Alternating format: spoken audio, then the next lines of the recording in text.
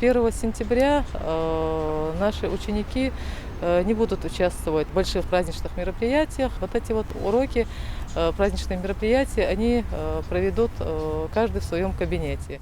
Что изменится в школах с 1 сентября? Чего боятся родителям?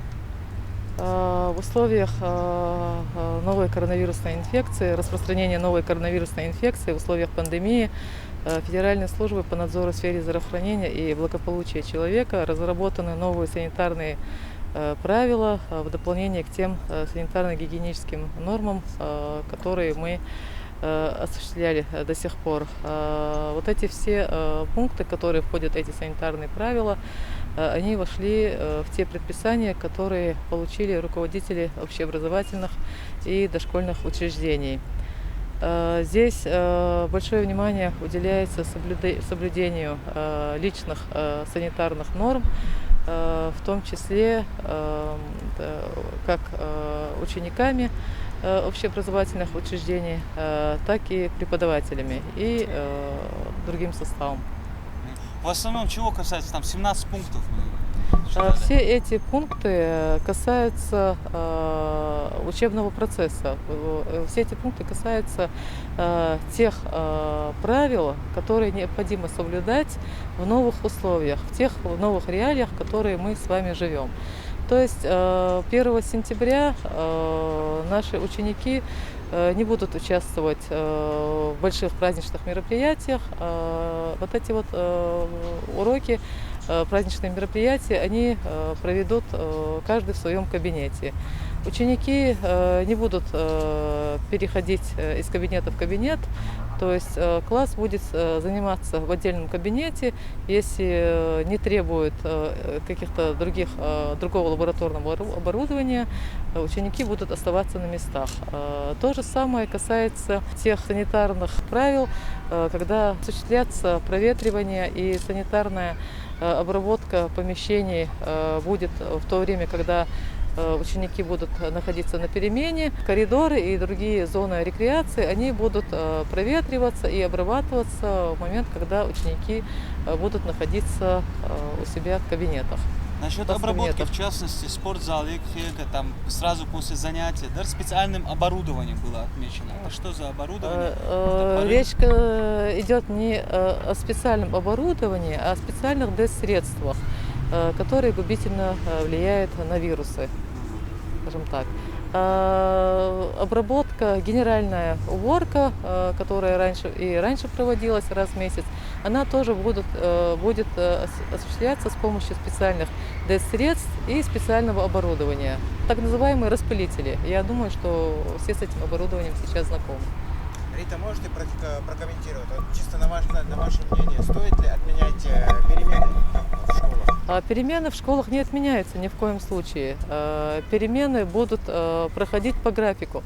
То есть это все делается для того, чтобы ученики разных классов между собой не общались, чтобы предупредить распространение инфекции. Составлен график перемен, и детишки, конечно, будут иметь возможность выходить на свежий воздух, выходить в коридор. Это обязательно. А там был момент в плане дистанционного обучения, если люди находятся на карантине, к этому мы приспособлены? Да, безусловно, мы к этому приспособлены, мы к этому готовы, потому что во время самоизоляции ученики наши получали знания дистанционно.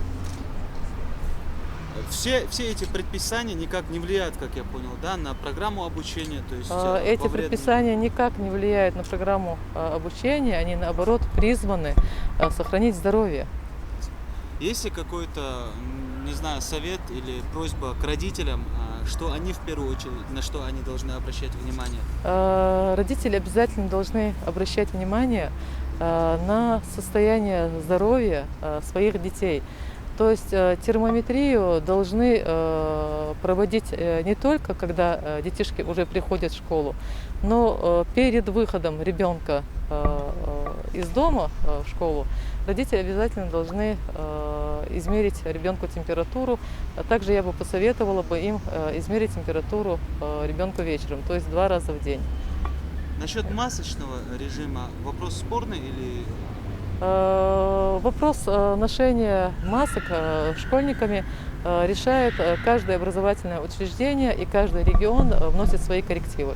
У нас есть какие-то предписания касательно? Касательно этого, да, нами разработаны определенные правила, но об этом эти пока правила не будут озвучивайте. доведены позже. В случае возникновения увеличения числа заболеваемости в школах, будут ли приняты какие-то меры?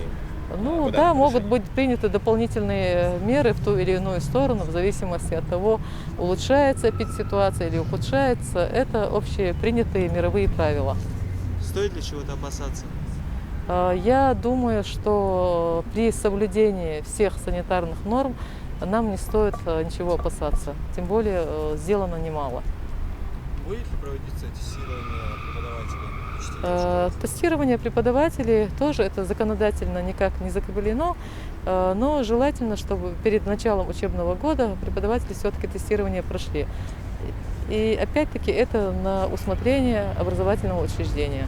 Но здесь в большей степени будет к этому придерживаться и тестирование учителей пройдут. Я думаю, что да. В случае, если будет записан положительный результат тестирования у ученика или у преподавателя, каким образом будут самоизолироваться ученики? То есть весь класс будет самоизолироваться? Нет, здесь вот таких готовых рекомендаций нет. Вот этот процесс, он будет проходить, скажем так, в ручном режиме, все будет зависеть от обстоятельств. Ученик непосредственно изолируется.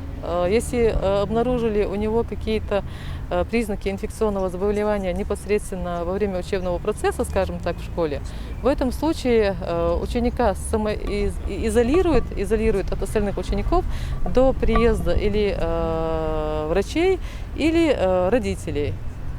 Вот. А остальной класс, он продолжает учиться в том же режиме.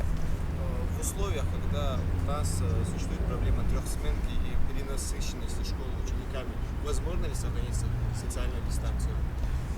Для этого разработаны специальные графики, для этого наше образование уже проводит какие-то репетиционные даже мероприятия, чтобы не допустить массового скопления детишек. Я думаю, что возможно. А вот учитывая то, что дети, как правило, являются носителями, а основная угроза представляет именно вот для преподавателей, а конкретно для них вот есть какие-то меры предосторожности, которые... Преподаватели обязательно должны соблюдать масочный режим, преподаватели должны сохранять перчаточный режим. Преподавателям даже рекомендовано носить специальные защитные экраны и соблюдать дистанцирование социальное. Это совсем не сложно. Это все предписано? Это все предписано, да. Будут ли распространяться эти правила на вузы и СУЗы? Обязательно. Эти правила, они распространяются на все образовательные учреждения. В том числе дошкольные? В том числе и дошкольные, высшие, средние, технические учебные заведения.